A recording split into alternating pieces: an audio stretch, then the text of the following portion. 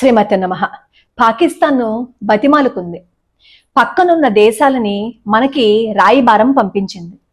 నరేంద్ర మోడీ గారు అన్నారు, ఏదైనా మాట్లాడుకోవాలి అని అనుకున్నప్పుడు మేము చూసుకుంటాం, మధ్యలో రాయబారాలు అవసరం లేదు అని స్పష్టంగా నరేంద్ర మోడీ గారు చెప్పేశారు. అయినా సరే ఇంకొక దేశం మా వల్లే జరిగింది అని తెగ గొప్పలు చెప్పుకుంటున్నప్పటికీ అసలు యుద్ధం ఆపేశారు, నరేంద్ర మోడీ మోసం చేశారు, బుద్ధి లేదా అని అడుగుతున్నారు కదా. యుద్ధం మొదలైతే కదా ఆపేయడానికి. యుద్ధ వాతావరణాన్ని మాత్రమే సృష్టించారు. ఆ యుద్ధ వాతావరణానికే తట్టుకోలేక అతలాకుతలం అయిపోయి ప్రకృతి విపత్తులు కూడా సంభవించి అక్కడ ఉన్న వాళ్లే సంక్షోభాన్ని సృష్టించి వాళ్ళ ప్రజలే వాళ్ళ మీద దాడి చేస్తూ ఉంటే తట్టుకోలేక కాల్పులు విరమణ చేద్దాము అని మనతో రాయబారం చేసుకుంది. అప్పుడు కూడా పాజే కొట్టారు కాల్పులకి. సరే కాల్పులు విరమణ చేసుకుందాము అని అదే అడిగింది కాబట్టి నరేంద్ర మోడీ గారు ఒక మాట చెప్పారు, ఇది ఉగ్ర దాడి, మళ్ళీ ఇంకొకసారి గనక దాడి చేస్తే ఊరుకోము అని చెప్పి సమాధానం చెప్పేశారు. అసలు యుద్ధం చేస్తున్నాము అని ఏం ప్రకటించలేదు కదా, యుద్ధ వాతావరణాన్ని మాత్రమే అక్కడ సృష్టించారు. అదే ఆ దేశమే గిచ్చి మన మీద డ్రోన్లు వేస్తే మన వాళ్ళు వెళ్ళారు అంతే. సరే కాల్పులు విరమణ అన్న తర్వాత కూడా మన దేశం మీద అది కాల్పులు చేసింది మోటార్ షెల్స్ తో ఈ వైష్ణోదేవి ఆలయ పరిసర ప్రాంతాల్లో. దానికి బుద్ధి సిగ్గు ఏమీ లేవు అని చెప్పి మనకి తెలుసు, నరేంద్ర మోడీ గారికి కూడా తెలుసు. పాకిస్తాన్ గురించి మనకి తెలిసినప్పుడు ఈ దేశాధినేత నరేంద్ర మోడీ గారికి తెలియదంటారా చెప్పండి. అక్కడ 5గురు ఉన్నారు, నరేంద్ర మోడీ గారు, రాజ్నాథ్ సింగ్ గారు, అమిత్ షా గారు, అజిత్ దోవల్ గారు, అలాగే యోగి ఆదిత్యనాథ్ గారు. వీళ్లతో పాటుగా ఎంతో సామర్థ్యం ఉన్న దేశ పరిరక్షణని చూసుకుంటున్న ఎంతో మంది అక్కడ ఉండగా వాళ్ళు తప్పుగా ఎందుకు నిర్ణయం తీసుకుంటారు అని ఎందుకు మనకి ఆలోచన రావటం లేదు. ఒక అజిత్ దోవల్ గారిని తీసుకోండి. ఈ అజిత్ దోవల్ గారు దేశం కోసం 7 సంవత్సరాల పాటు పరాయి దేశంలో రిక్షాని తొక్కుకుంటూ, ఆయన పుట్టుక బ్రాహ్మణ అయినా సరే ఆ పరాయి మతస్థుల యొక్క సిద్ధాంతాలన్నింటినీ వంట బట్టించుకొని ఒక పరాయి దేశంలో ప్రాణాలని పణంగా పెట్టి 7 సంవత్సరాల పాటు అజ్ఞాతంలో ఉండి మన దేశం కోసం ఆయన సాక్రిఫైస్ చేసి ప్రాణాలతో తిరిగొచ్చారు అంటే ఏమాత్రం తెలివి లేకుండా ఉన్నవారు అయ్యుంటారా? ఏమాత్రం ఆలోచన శక్తి లేదు అని అంటారా? దేశం కోసమే కదా అంత సాక్రిఫైస్ చేశారు. అలాంటి దేశం కోసం సాక్రిఫైస్ చేస్తున్న వాళ్ళు అక్కడ ఉండగా ఈ రోజు కాల్పులు ఎందుకు విరమణ చేశారు అనే దాని వెనకాల ఏదో ఒక కారణం లేకుండా ఈ పని చెయ్యరు కదా. 26 మందిని పొట్టన పెట్టుకున్నారు, ఉగ్రదాడి చేశారు అని క్షణాల్లో ఈ భారతదేశం నుంచి పాకిస్తాన్ వాళ్ళు బయటికి పోవాలి అని చెప్పి అక్కడ సింధు జలాన్ని ఆపేస్తున్నామని చెప్పి అప్పటికప్పుడు నిర్ణయాలు తీసుకున్న నరేంద్ర మోడీ గారికి ఏమీ తెలియదంటారా?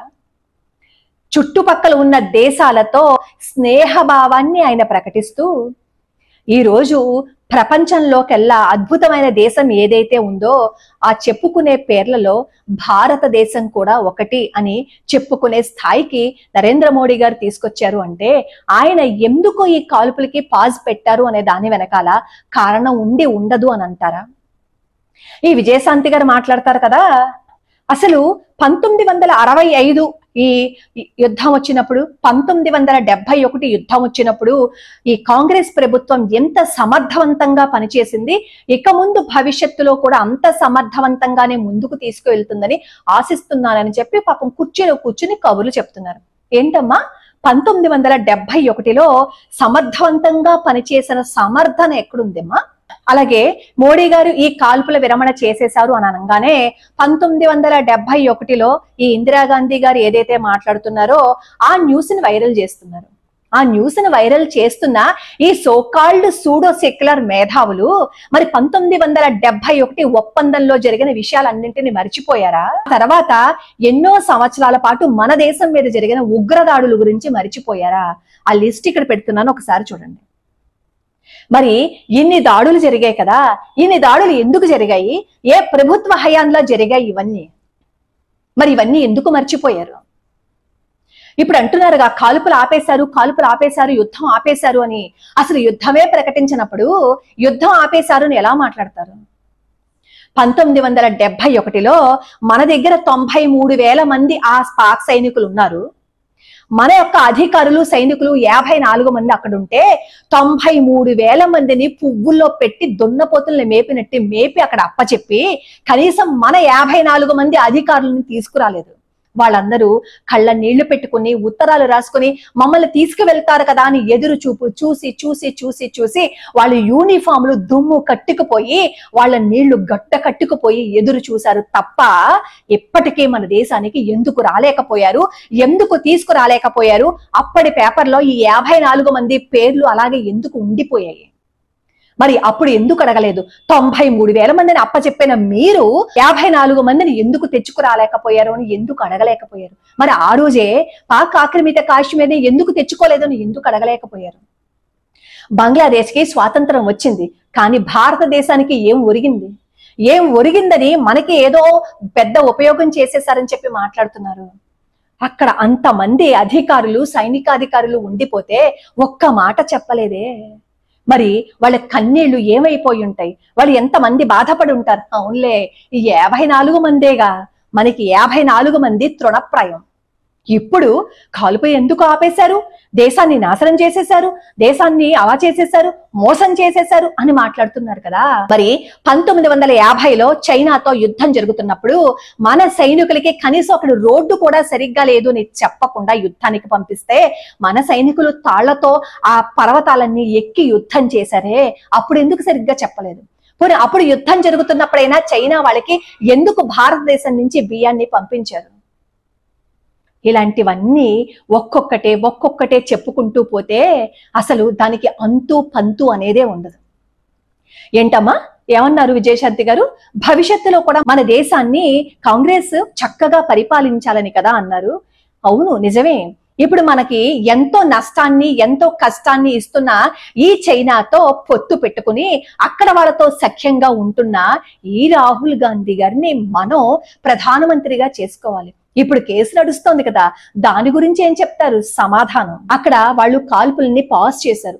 రేపు 12వ తారీఖున ఏదో మీటింగ్ జరుగుతుందట, ఏదో చర్చ జరుగుతుందట, అప్పుడు నిర్ణయం తీసుకుంటాము అని చెప్పారు. వాళ్ళు బతిమాలి కాళ్ళు పట్టుకుని అడిగితే కాల్పులకి పాస్ చేశారే తప్ప కాల్పుల విరమణ చేయలేదు. అయినా మన టార్గెట్ ఎప్పుడు ఎవరి మీద? ఉగ్రదాడి మీదే. అదే చెప్పారు కదా నరేంద్ర మోడీ గారు కూడా. మరి వాతావరణాన్ని, యుద్ధ వాతావరణాన్ని సృష్టిస్తేనే అంతమంది ఉగ్రవాదులు హతమైపోయి ఈ రోజు ప్రపంచాన్ని గడగడలాడించేస్తున్న దావూద్ ఇబ్రహీం కూడా ప్రాణాలు చేత పట్టుకుని పారిపోతున్నాడు అంటే దానికి కారణం ఎవరు? నరేంద్ర మోడీ గారే కదా. మరి ఇవన్నీ మరిచిపోయి జరిగిన చరిత్రను కూడా మరిచిపోయి మాట్లాడుతున్నారు కదా.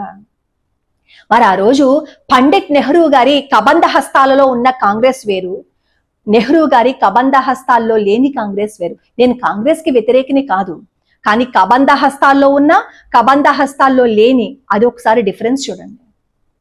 ప్రతి క్షణం హిందువులని బాధ పెట్టారు, ప్రతి క్షణం హిందువులకి కడుపు కోతనే మిగిల్చారు. కొన్ని మంచి పనులు చేసినా పర్సంటేజ్ ఆఫ్ తప్పులు మాత్రం ఎక్కువగా లేవా?